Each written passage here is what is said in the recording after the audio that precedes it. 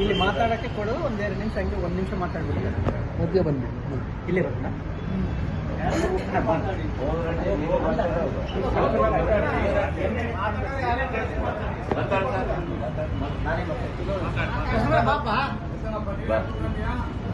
Hello sir, ನಮಸ್ಕಾರಗಳು.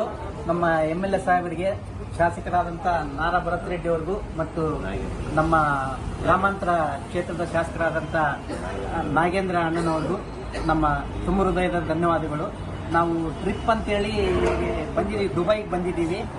ಇವತ್ತಿನ ದಿವಸ ನಮ್ಮದು ಸಾಯಂಕಾಲ ಸಂಜೆ ಫ್ಲೈಟ್ ಇತ್ತು 9 ಗಂಟೆಗೆ. ಅದು ನಾವು ಮಧ್ಯಾಹ್ನ 3 ಗಂಟೆಗೆ ಸಿಟಿನ ಶಾರದಾ ಸಿಟಿಯಿಂದ ಹೊರಟಿದ್ದೀವಿ. ಹೊರಟಿದಾಗ ದಾರಿ ಮಧ್ಯದಲ್ಲಿ ಫ್ಲೈಟ್ಗಳೆಲ್ಲ ಬಂದಾಗಿದ್ದಾವೆ, ಎಲ್ಲ ಏರ್ಪೋರ್ಟ್ ಎಲ್ಲ ಬಂದಾಗಿದೆ ಅಂತ ಹೇಳಿದ್ರು. ನಿಮಗೆ ಏನು ಸಿಗ್ತಾ ಇಲ್ಲ ಅಂತ ಹೇಳಿದ್ರು. ನಾವು ಅಲ್ಲಿ ಹೋಗಿ ಕೇಳಿದ್ರೆ ನಮ್ಮನ್ನು ಏರ್ಪೋರ್ಟ್ ಒಳಗಡೆ ಕೂಡ ಯಾರೂ ಕರ್ಕೊಳ್ಳಿಲ್ಲ.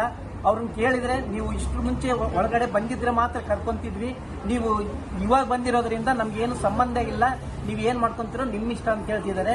ನಾವು ಹೊರಗಡೆ ಬಂದು ಕೇಳಿದ್ರೆ ಎಲ್ಲವೂ ಒಂದು ದಿವಸಕ್ಕೆ 15ರಿಂದ 20 ಸಾವಿರ ದುಡ್ಡು ಕೇಳ್ತಾ ಇದ್ದಾರೆ ಲಾಡ್ಜ್ಗೆ. ಆದ್ರೂ ದುಡ್ಡು ಕೂಡ ನಾವು ಎಲ್ಲ ಟ್ರಿಪ್ ಮಾಡಿರೋದ್ರಿಂದ ಇವತ್ತು ಕೊನೆ ದಿವಸ ಆಗಿರೋದ್ರಿಂದ ನಮ್ಮ ಹತ್ರ ಯಾರ ಹತ್ರನೂ ಕೂಡ ದುಡ್ಡು ಕೂಡ ಇಲ್ಲ. ದಯವಿಟ್ಟು ಇದಕ್ಕೆ ಏನಾದರೂ ಒಂದು ವ್ಯವಸ್ಥೆ ನಾರಾ ಭರತ್ ರೆಡ್ಡಿ ಅಣ್ಣವರು ಮತ್ತು ನಾರಾ ಭರತ್ ರೆಡ್ಡಿ ಸರ್ ಅವರು ಮತ್ತು ನಾಗೇಂದ್ರ ಅಣ್ಣನವರು ಸೇರ್ಕೊಂಡು ಇದಕ್ಕೆ ನಮ್ಗೆಲ್ಲ ಮತ್ತು ತುಕಾರಾಮ್ ಸರ್ ಅವರು ಸೇರ್ಕೊಂಡು ಇದಕ್ಕೆಲ್ಲ ಒಂದು ವ್ಯವಸ್ಥೆ ಮಾಡ್ಬೇಕಂತೇಳಿ ತಮ್ಮಲ್ಲಿ ಸವಿನಯ ಪ್ರಾರ್ಥನೆ ಮಾಡ್ಕೊಳ್ತಾ ಇದ್ದೀವಿ. ಇಷ್ಟು ಜನ 50 ಜನ ಬಂದಿದ್ದೀವಿ ನಾವು. ಇದಕ್ಕೆಲ್ಲ ಏನಾದರೂ ಒಂದು ವ್ಯವಸ್ಥೆ, ನಾಳೆಗೆ ನಮಗೆ ತುಂಬಾ ಕಷ್ಟ ಆಗ್ತಾ ಇದೆ, ನಾಳೆಗೆಲ್ಲ ಯಾವುದಾದ್ರೂ ಒಂದು ವ್ಯವಸ್ಥೆ ಮಾಡ್ಬೇಕಂತ ತಮ್ಮಲ್ಲಿ ವಿನಂತಿಸ್ಕೊಳ್ತೀವಿ. ನಾಗೇಂದ್ರ ಸಾಹೇಬರಿಗೆ ನಮಸ್ಕಾರ ಮತ್ತು ನಾರಾ ಭರತ್ ರೆಡ್ಡಿಗೆ ನಮಸ್ಕಾರಗಳು. ಈಗ ನಮ್ಮ ಅವ್ಯವಸ್ಥೆ ಬಗ್ಗೆ ಈಗಾಗಲೇ ನಮ್ಮ ಬ್ರದರ್ ಕೋಟ್ರೆಡ್ಡಿ ಎಲ್ಲ ಎಕ್ಸ್ಪ್ಲೈನ್ ಮಾಡಿದ್ದಾರೆ.